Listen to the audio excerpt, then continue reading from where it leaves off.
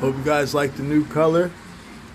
If you guys are new here, make sure you subscribe. You're gonna want to see this build. This is my 6.0 right here.